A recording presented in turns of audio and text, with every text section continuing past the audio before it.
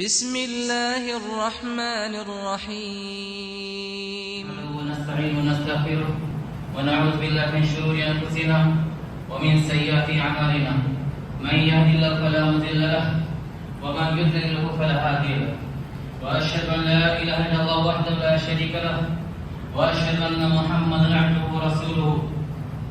وبعد، فإن خير الحديث كتاب الله وخير الهدي هدي محمد صلى الله عليه وسلم وشر الأمور محدثاتها وكل محدثة بدعة وكل بدعة ضلالة وكل ضلالة في النار. قال سبحانه وتعالى: يا أيها الناس اتقوا ربكم الذي خلقكم من نفس واحدة وخلق منها زوجها وبث منهما رجالا كثيرا ونساء واتقوا الله الذي تساءلون به والأرحام إن الله كان عليكم رقيبا. يا أيها الناس قوا أنفسكم وأهلكم نارا. يا معشر الإنس، قال سبحانه وتعالى: يا أيها الناس قولوا قولا سديدا يصلح لكم أعمالكم ويغفر لكم ذنوبكم ومن يطيع الله ورسوله فقد فاز فوزا عظيما.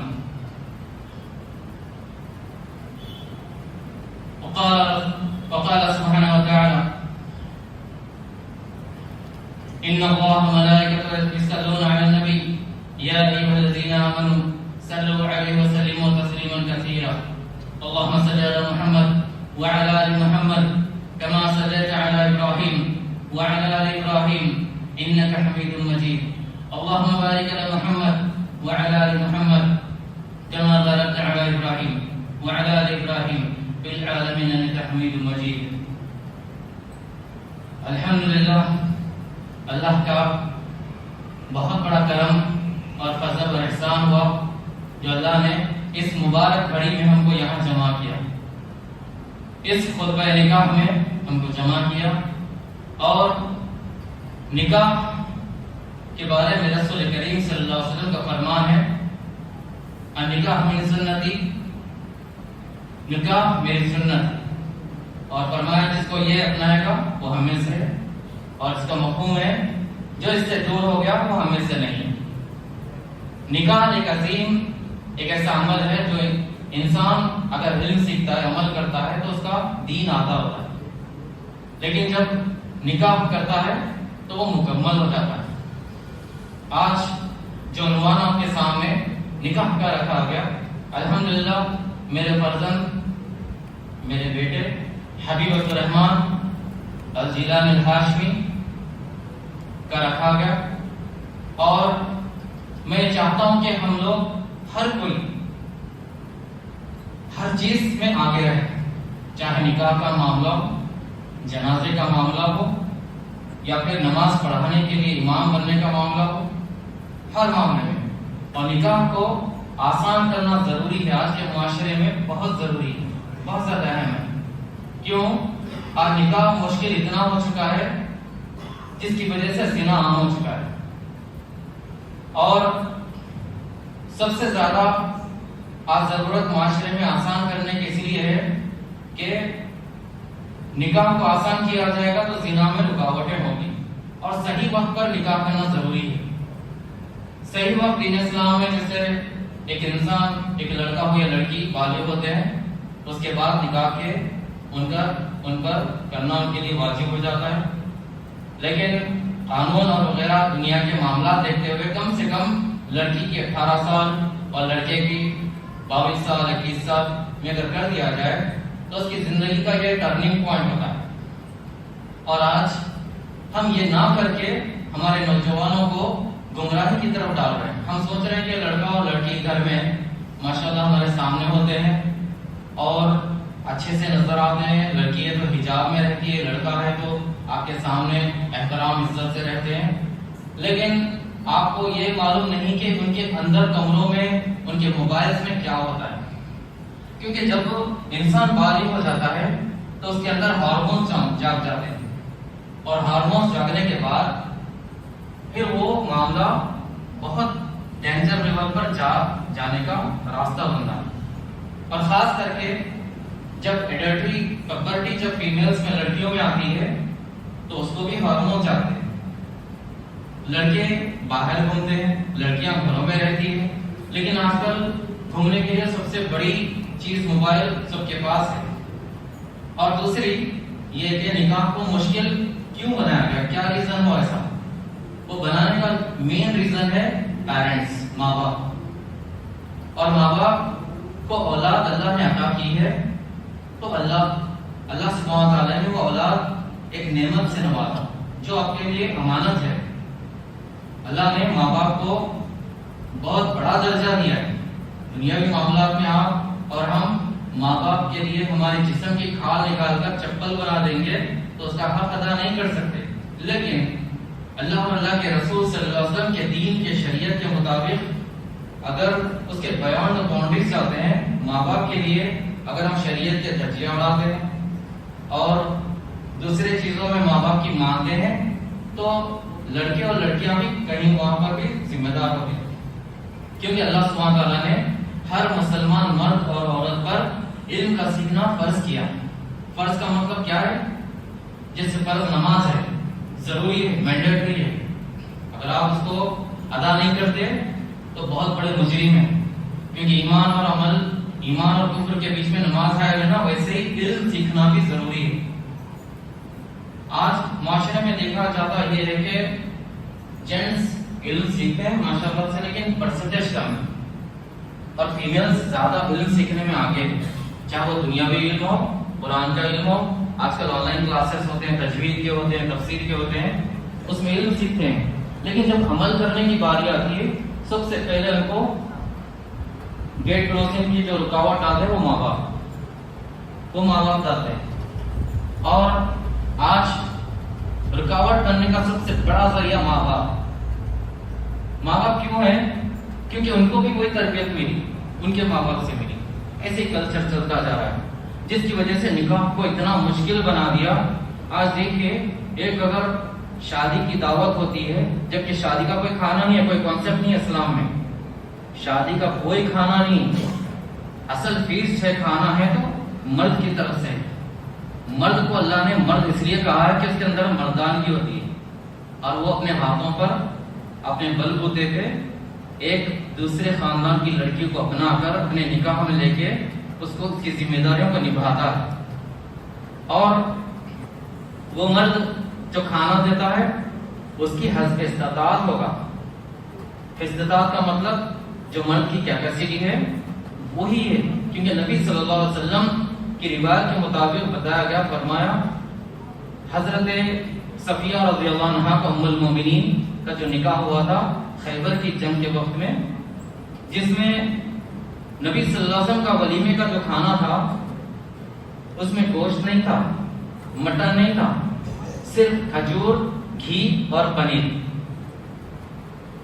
اور نکاح کے طریقے الگ الگ بتائے گئے. کوئی استطاعت کے حساب سے اگر کرتا ہے تو نکاح کر لے, بدائی بعد میں کر سکتا ہے.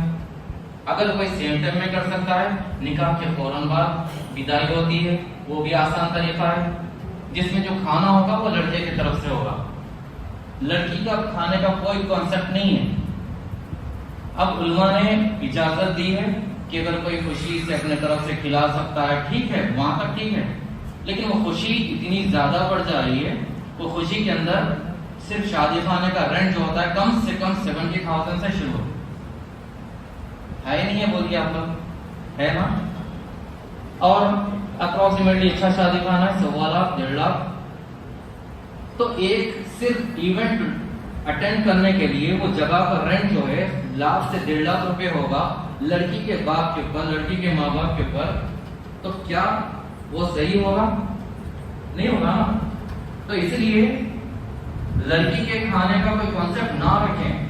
آپ سب سے گزارش کر رہا ہوں جس کے اولادیں ہیں آگے انشاءاللہ اس کو عمل میں لائیے, آسان کریے.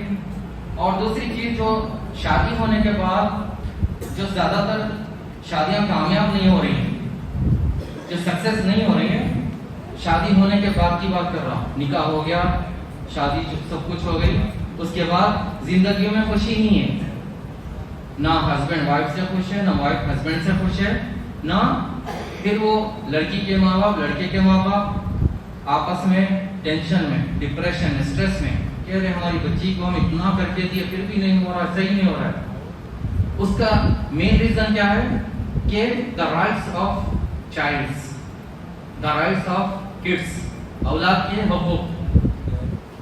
لوگوں کو، دنیا کو جو ہے خاندان کے حقوق یاد ہے، رشتہ داروں کے یاد ہے، سب کے یاد ہے۔ اگر کسی کا رائٹس نہیں معلوم تو رائٹس آف کڈس، اپنی اولاد کے حقوق نہیں معلوم رکھ کے اس کو دبایا جاتا ہے۔ نبی صلی اللہ علیہ وسلم نے فرمایا تھا صحابہ کے وقت میں، اس کا مفہوم ہے کہ ایک زمانہ ایسا آئے گا علم اٹھا لیا جائے گا، ایک زمانہ ایسا آئے گا علم اٹھا لیا جائے گا۔ صحابہ نے پوچھا یا رسول اللہ صلی اللہ علیہ وسلم، جبکہ ہم نے قرآن پڑھا ہے، قرآن پڑھتے ہیں، کیسے علم اٹھا لیا جائے گا؟ تو فرمایا کہ کیا یہود و نصارہ کے پاس تورات اور انجیل زبور نہیں تھی؟ انہیں اللہ کی آیتوں کو نہیں بھیج دیا تھا؟ معلوم ہے نا آپ کو، یہود کی کتابیں بدل دی گئی، نصارہ کی کتابیں بدل دی گئی۔ آج قرآن تبدیل تو نہیں ہوگی بے شک، قیامت تک کے لیے اللہ نے لوح محفوظ میں اس کو، قرآن کو محفوظ اور سیف رکھا ہے، لیکن لوگ عمل سے خالی ہو جائیں گے، قرآن کی آیات کو بولیں گے۔ اور آج بولا جا رہا ہے، یہ کہا جا رہا ہے کہ نہیں، بے شک قرآن کا حکم ہے، اللہ کا فرمان ہے بے شک، لیکن ہم عمل نہیں کر سکتے، اللہ کے کتاب کو، اللہ کے قرآن کو انکار کرتے ہیں۔ مسلمان رہ کر، شہادت دے کر اللہ کی آیتوں کا انکار کرتے ہیں۔ تو اس بارے میں نبی صلی اللہ علیہ وسلم نے مثالیں دے کر بتایا کہ ایک زمانہ ایسا بھی آئے گا۔ اور نبی صلی اللہ علیہ وسلم کی اگر کسی کو مثال دی، سبحان اللہ، یعنی نماز کے بعد میں شیخ نے، امام صاحب نے جو بتایا کہ نبی صلی اللہ علیہ وسلم کے گجرات کے بارے میں بتایا، 3 مہینے کھانا نہیں، ایسا ہے کھجور اور پانی سے رہا گیا۔ امام الانبیاء محمد عربی صلی اللہ علیہ وسلم، وہ نبی کا گھر کیسا قناعت کے ساتھ تھا، کیسا پرہیزگاری کے ساتھ تھا۔ ہم لوگ کیا کرتے ہیں، قرضے میں آئیں گے، سود لیں گے، سب کچھ کریں گے، مگر تباہی کریں گے۔ کیوں؟ کیونکہ ہم کو اللہ کا قرآن پسند نہیں ہے، ہم کو نبی کے فرمان پسند نہیں ہے، اور ہم کو صحابہ کا طریقہ پسند نہیں ہے۔ صحابہ رضی اللہ عنہم ورضوان، the certified companions, certified of جنہ، جنت کی شہادہ ہم کو مل چکا ہے، سرٹیفکیٹ مل چکا ہے۔ وہ صحابہ کے طریقے کو اپنانے کے لیے ہم کہہ رہے ہیں نہیں، وہ صحابہ تھے، ہمارے بس کی بات نہیں ہے، ہم نہیں کر سکتے، نعوذ باللہ من ذالک۔ ایسے ایسے الفاظ ہمارے زبانوں سے کہتے ہیں، کفر بھی شرمائے گا، کفر بھی۔ اور شادی کی سکسیس نہ ہونے کی سب سے بڑی ریزن یہی ہے کہ اولاد کے رائٹس کو دبایا جاتا ہے۔ بیٹا اگر کسی کو دوسرے کو پسند کرتا ہے، جیسے کہ فوٹوز وغیرہ بایو ڈاٹا آتے ہیں، اس میں سے کوئی پسند آ جاتی ہے لڑکے کو، لڑکا بولتا ہے کہ ماں باپ کو یہ نکاح، اب ماں باپ کو پسند نہیں آتا ہے، ماں باپ بولتے ہیں ہم کو پسند ہے لیکن پھپھو کی کنسرن نہیں ہے، آپ کے چاچی کی کنسرن نہیں ہے، وہ لوگ ایگری نہیں ہے، وہ ایگری ہوئے تو اچھا رہتا بیٹے، بیٹا اجازت کرنا ہے یا پھپھو کرنا ہے۔ یہ وجہ سے پھر بچے کو کیا بیٹا جب دوسرے کی لڑکی کو تھمایا جاتا ہے جو لڑکے کو پسند نہیں ہے، اس کے بعد وہ ناپسند شادی کرتا ہے، تو اس کے بعد پھر اس کی زندگی میں سکون نہیں رہتا۔ سیم ایسے ہی لڑکی کے پاس بھی ہوتا ہے، اور نبی صلی اللہ علیہ وسلم نے لڑکی اور لڑکے کو دونوں کو رائٹس دیے ہیں، وہ چاہے تو قبول کرے چاہے تو ریجیکٹ کرے۔ ماں باپ صرف ایک کیا ہے ایک گارڈین ہے، گارڈین، ولی، ایک ولی ہے، ولی، خدا نہیں ہے۔ اور ماں باپ آج خدا بننے کی کوشش کر رہے ہیں، ماں باپ تھوپ رہے ہیں بیٹے کو، بیٹی کو، بیٹے ان سے ہی کرنا، اگر تم نہیں کریں گے تو ہماری لاش پر سے تم جانا پڑے گا، یا پھر ہمارے مرنے کے بعد کر دو۔ یہ وجہ سے لڑکی بھی ڈپریشن میں، لڑکا بھی ڈپریشن میں، اور پھر شادی کے بعد ماں باپ اپنے آپ کو کوستے ہیں، ہم کس کا کیا بگاڑے تھے کہ ایسا ہو گیا، ہم کیا گناہ کر دیے کہ ایسا ہو گیا، کیا کریں گے، تقدیر ایسی ہے، کیا کریں گے، لکھا ہوا تھا، ہو گیا، کیا کریں گے، ہو گیا، بیٹے بس صبر کرو، صبر کرو۔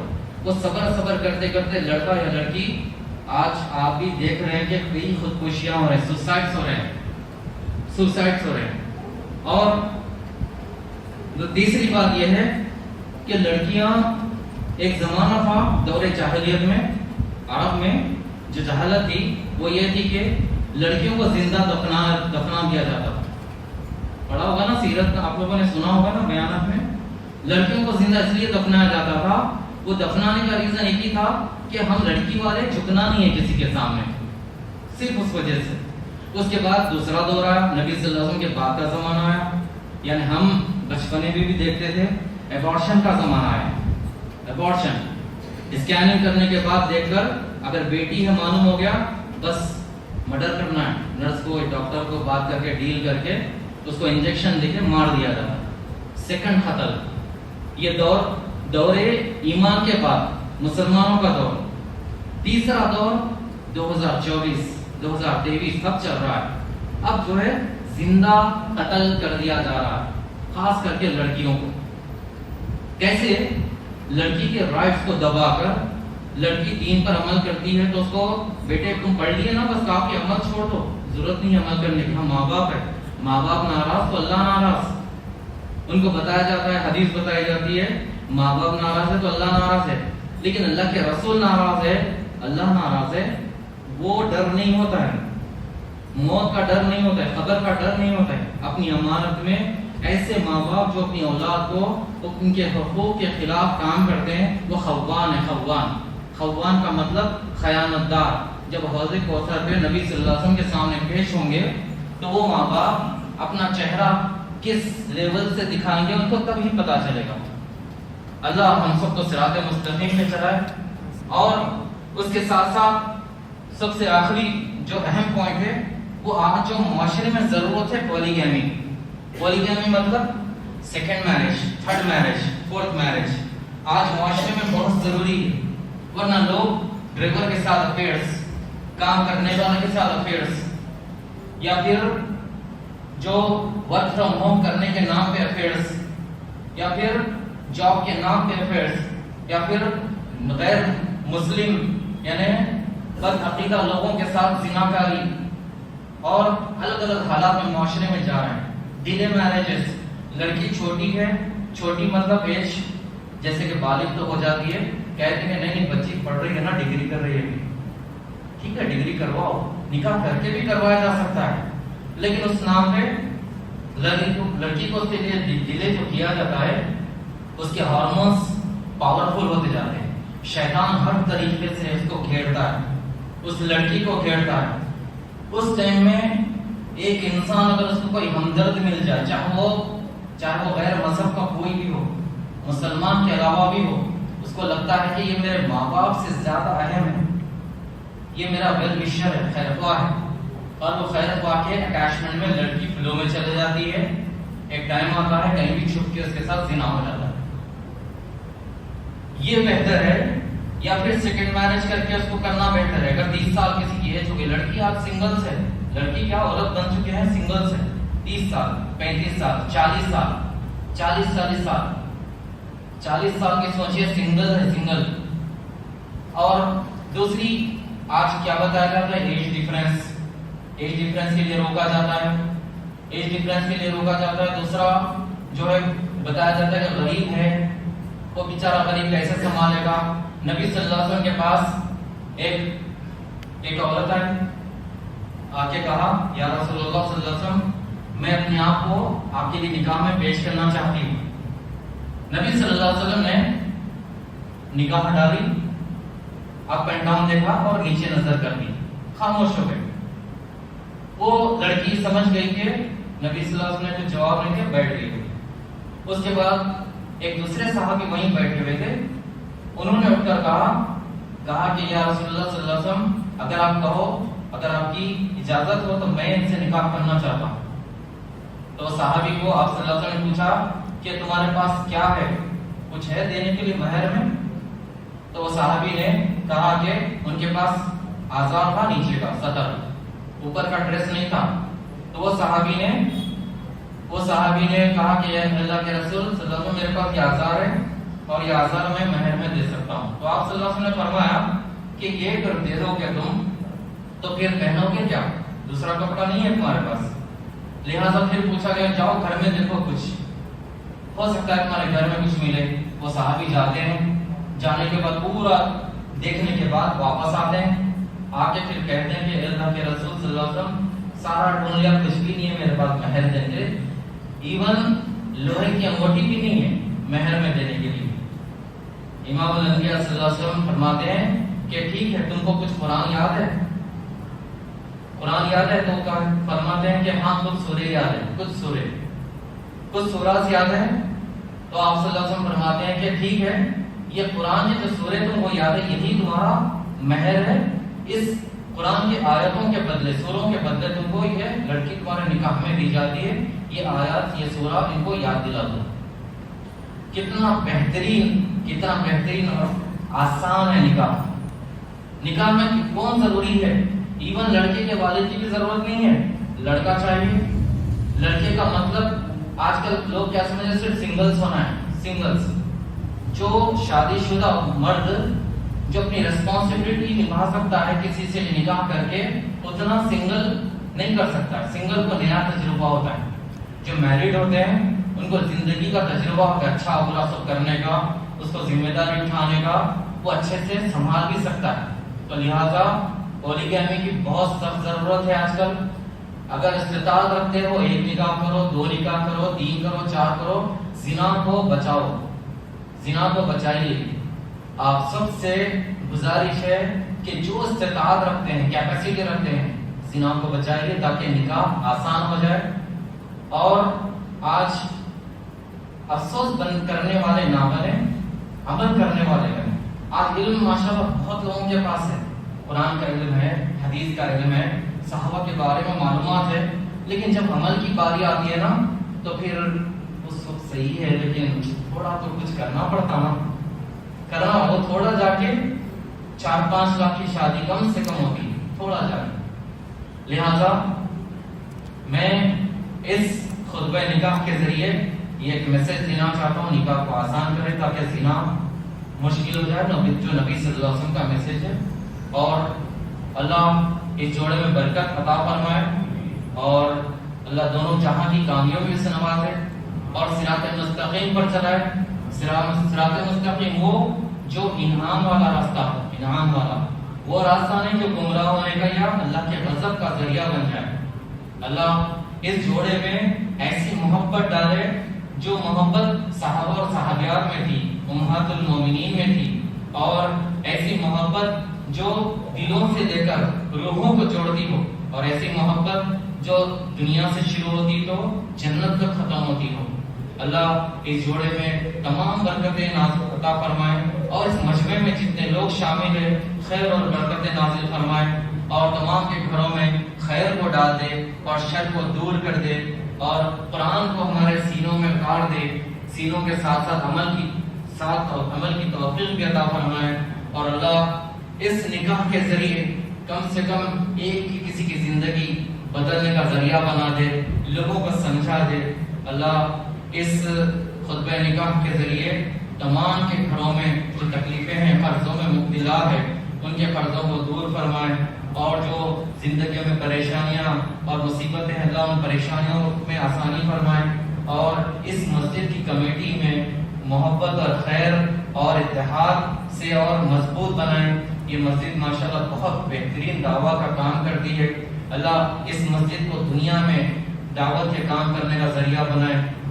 اور سید احمد بغدادی الجیلانی جو ہمارے چاچا ہوا کرتے تھے مرحوم اسی مسجد میں, اللہ ان کے گناہوں کو معاف فرما کر ان کی قبروں میں رحمت کے دروازے کھول کر جنت کے اعلیٰ اونچے مقام عطا فرمائے. اور جس کے ماں باپ اس دنیا میں زندہ ہے اللہ ان کے ماں باپ کو لمبی عمر صحت اور عافیت کے ساتھ صراط مستقیم کے ساتھ عطا فرمائے. اور جس کے ماں باپ اس دنیا سے رخصت کر چکے ہیں, مر چکے ہیں, موتیں آ چکی ہے, قبروں میں جا چکے ہیں, اللہ ان کے قبروں کو جنت کا باغ بنا دے اور ان کے گناہوں کو معاف فرما کر جنت کے اونچے اور اعلیٰ درجات بلند فرمائے, جنت الفردوس عطا فرمائے. اور اللہ ہمیں عمل کی توفیق عطا فرمائے. اللهم صل على محمد وعلى ال محمد كما صليت على ابراهيم وعلى ال ابراهيم في العالمين انك حميد مجيد. اللهم بارك على محمد وعلى ال محمد كما باركت على ابراهيم وعلى ال ابراهيم في العالمين انك حميد مجيد سبحانك اللهم وبحمدك أشهد أن لا إله إلا أنت أستغفرك وأتوب إليك سبحان ربك رب العزة عما يصفون وسلام على المرسلين والحمد لله رب العالمين. اور تمام سب کو جو ہے بہت بہت مبارک ہو یہ نکاح کی محفل.